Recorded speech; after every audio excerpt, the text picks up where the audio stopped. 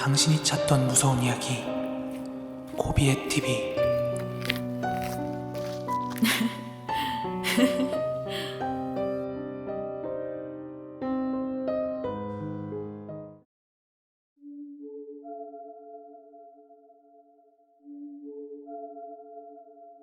대학교 때 선배한테 들었던 괴담을 말해볼까 합니다. 제가 학교 다닐 시절 삼수에다가 휴학을 엄청 오래 해서 학교에 살아있는 화석이라고 불렸던 형님이 하나 있었습니다. 그 형은 삼수에다가 휴학을 많이 했음에도 불구하고 사람 씀씀이도 좋고 친근해서 되게 인기가 많았는데, 이건 그 형의 친구이자 룸메이트의 이야기입니다. 제가 학교에 입학도 하기 전인 2000년대 초반, 화석형은 친구랑 자취를 하며 1학년 1학기를 보내고 1학년 2학기에는 기숙사에 들어갔다고 합니다. 제가 1학년 입학했을 때는 이미 그 기숙사가 없어졌지만, 그 당시에는 저희 학교가 꽤 역사가 길었기 때문에 기숙사 또한 엄청 낡았던 기숙사였는데, 마침 화석형이 기숙사에 입주할 당시에는 남자 기숙사, 여자 기숙사? 이렇게 두 개의 기숙사 중에 여자 기숙사가 학교와 너무 멀다는 이유만으로 여자들의 항의가 계속되자 중간에 남자 기숙사와 여자 기숙사가 이렇게 바뀌던 해였다고 합니다. 그렇게 기숙사를 바꾸고 처음으로 남자가 입주하는 그 학기에 화석형과 친구는 자신들이 배정받은 방으로 짐을 옮기고 있었는데, 옆방에서 웬 남학생이 보조사감이랑 말다툼을 하는 것을 보았다고 합니다. 아니, 왜 저도 똑같은 돈 내고 기숙사 들어왔는데 왜 누가 죽은 방을 주냐고요. 이런 식으로 남학생은 자신도 남들과 똑같이 돈을 내고 기숙사에 입주를 했는데 왜 자살한 사람의 방에 입주를 시키느냐고 그렇게 따졌고, 보조사감은 어쩔 수 없다는 식으로 그냥 그 남학생을 타일렀답니다. 하지만 결국 그 남학생의 항의로 화석형의 옆방은 빈방이 되어버렸고, 너무나 찜찜한 화석형은 과거 그 기숙사를 이용했던 여자친구들한테 그 방에 대해서 한번 물어봤나봐요. 그러자 과거 몇 년 전에 그 방에서 지내던 여학생이 자살했다는 얘기를 듣게 되었습니다.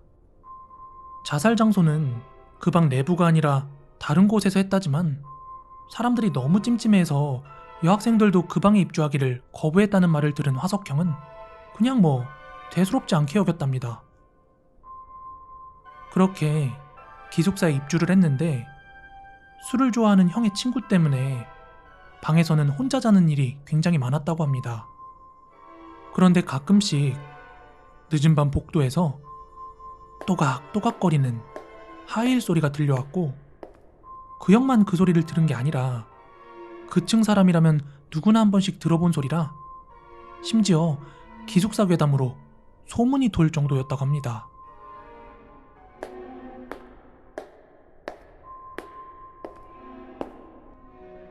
더욱이 그 당시 기숙사는 지금처럼 자유롭지 않아서 오후 11시만 되면 복도에 불을 끄고 비상안내 표시 등인 옅은 초록불만 켜져 있는 상태라 또각또각하고 하이힐 소리가 나도 아무도 복도로 나가 확인해볼 엄두도 못 냈다고 합니다.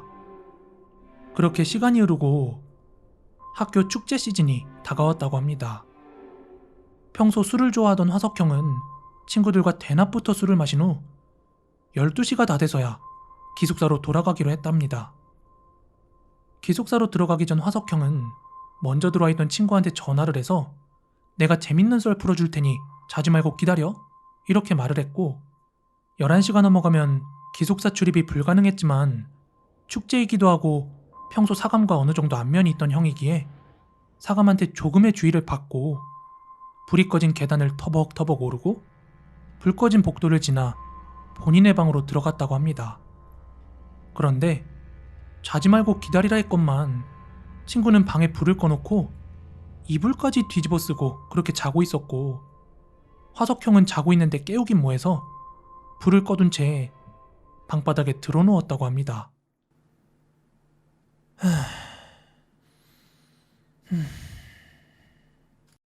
술을 많이 마신 터라 어지러워 후후거리면서 막 이렇게 술을 깨려는 와중에 친구가 이불을 뒤집어 쓰고 막 꿈틀꿈틀거리길래 얘가 자는 척하는 줄 알고 야, 내 말 들어봐.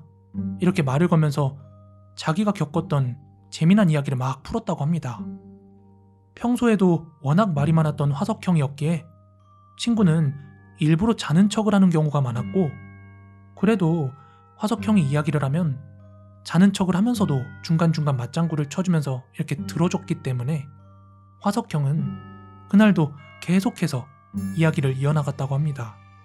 그렇게 이야기를 하던 중에 본인 핸드폰에 진동이 울렸고 잠시 친구한테 양해를 구하고 전화를 받는 순간 수화기 너머로 분명 지금 옆에서 같은 방에서 자는 척하고 있을 친구의 목소리가 들렸답니다.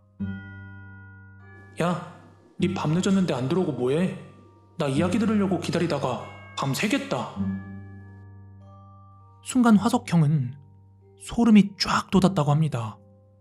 그리고 몸이 굳어있는 와중에 그 침대에서 누워있던 사람이 또 꿈틀꿈틀거리기 시작하더니 이렇게 말했답니다. 얼른 계속해봐.